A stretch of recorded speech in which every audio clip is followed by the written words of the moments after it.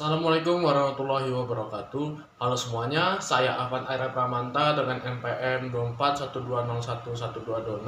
Pada video ini saya akan menjelaskan tentang sejarah hak asasi manusia di dunia maupun di Indonesia.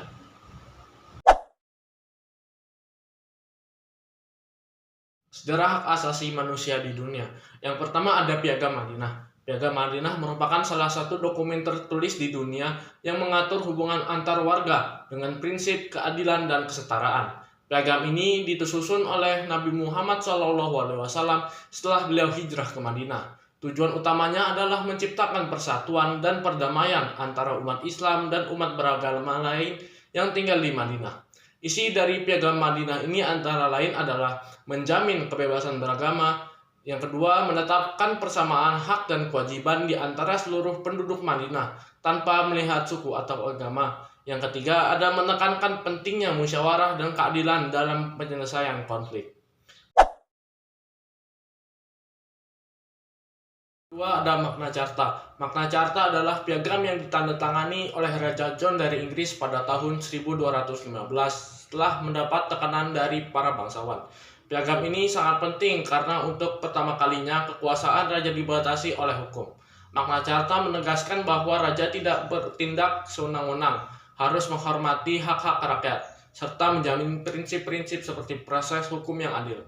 Dokumen ini kemudian menjadi dasar berkembangnya konsep hak asasi manusia dan negara hukum di dunia modern. Isi penting Magna Carta antara lain adalah raja tidak boleh memungut pajak atau memenjarakan rakyat tanpa adanya alasan yang sah menurut hukum. Yang kedua, setiap orang berhak atas proses hukum yang adil. Dan yang ketiga adalah kekuasaan raja tidak bersifat mutlak, melainkan harus tunduk pada hukum.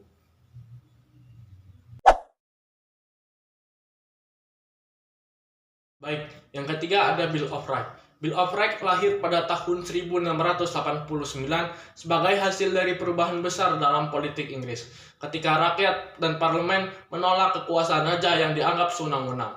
Untuk memastikan raja tidak lagi melampaui batas, dibuatlah Bill of Rights.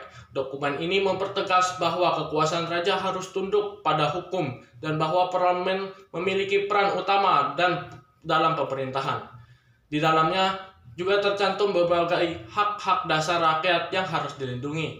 Piagam ini menjelaskan bahwa raja tidak boleh membatalkan hukum atau memungut pajak tanpa persetujuan parlemen. Yang kedua, ada parlemen memiliki hak untuk mengawasi pemerintahan. Dan yang ketiga, setiap warga negara berhak atas kebebasan berbicara dan berpendapat.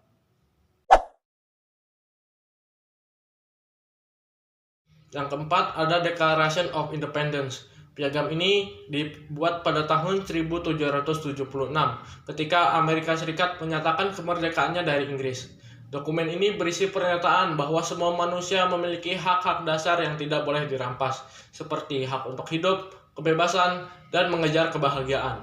Declaration of Independence juga menegaskan bahwa pemerintah harus dipenduk berdasarkan persetujuan rakyat.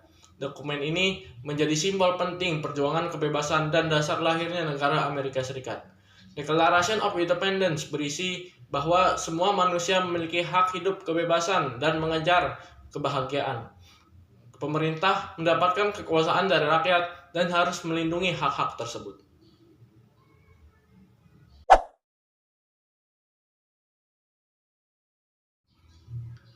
Selanjutnya ada Declaration des Droits de l'Homme et du Citoyen.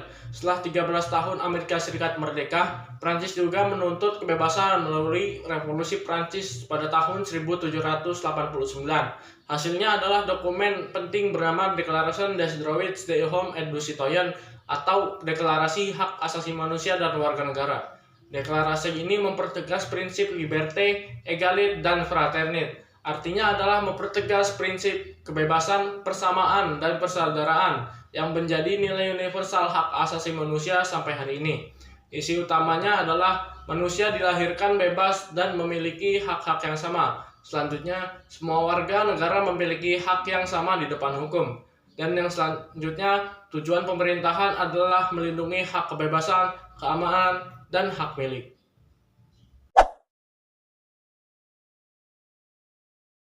Terakhir ada The Universal Declaration of Human Rights. Puncak perkembangan hak asasi manusia di dunia terjadi setelah Perang Dunia Kedua. Dunia akhirnya sadar bahwa diperlukan aturan global untuk melindungi martabat manusia agar kejadian tersebut tidak terulang lagi. Pada tahun 1948, Perserikatan Bangsa-Bangsa mengesahkan The Universal Declaration of Human Rights atau DUHAM di Paris pada tahun 1948. Dokumen ini mencakup hak-hak dasar manusia, diantaranya adalah hak untuk hidup dan memperoleh keamanan diri. Yang kedua ada hak atas kebebasan berpendapat dan beragama. Yang ketiga ada hak untuk bekerja, berpendidikan, dan mendapatkan penghidupan yang layak. Dan yang keempat ada hak untuk tidak disiksa dan tidak diperbudak.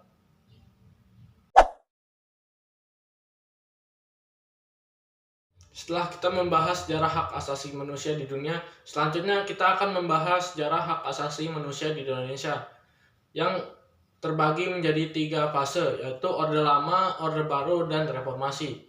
Pada Orde Lama yang dipimpin oleh Presiden Soekarno, perhatian terhadap hak asasi manusia sebenarnya sudah terlihat sejak awal kemerdekaan.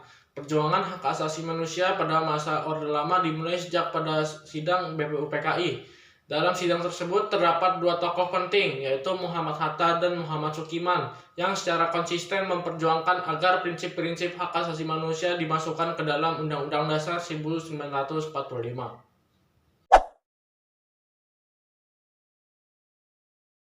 Yang kedua ada masa Orde Baru. Setelah jatuhnya Presiden Soekarno, kekuasaan beralih ke Presiden Soeharto yang dipimpin selama lebih dari 32 tahun. Periode ini dikenal sebagai masa Orde Baru yang berfokus pada stabilitas politik dan pembangunan ekonomi. Pada masa awal Orde Baru, pemerintah menjanjikan kehidupan demokratis dan penghormatan terhadap hukum. Namun seiring berjalannya waktu, pemerintahan Soeharto berubah menjadi otoriter, di mana kekuasaan terpusat di tangan presiden dan militer.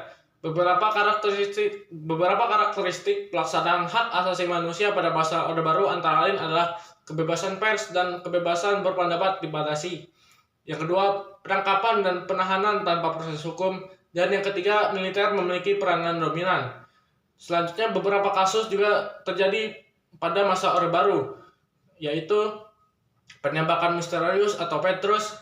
Yang kedua, ada tragedi Tanjung Priok. Dan yang terakhir adalah peristiwa Santa Cruz di Timur Timur.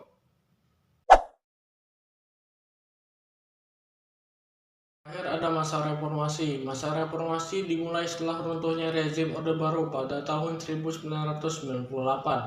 Keputusan Soeharto untuk mundur menandai era baru demokrasi dan penegakan hak asasi manusia di Indonesia.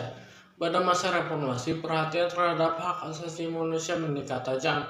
Masyarakat mulai menuntut keterbukaan, keadilan, dan pertanggungjawaban terhadap pelanggaran hak asasi manusia pada masa lalu.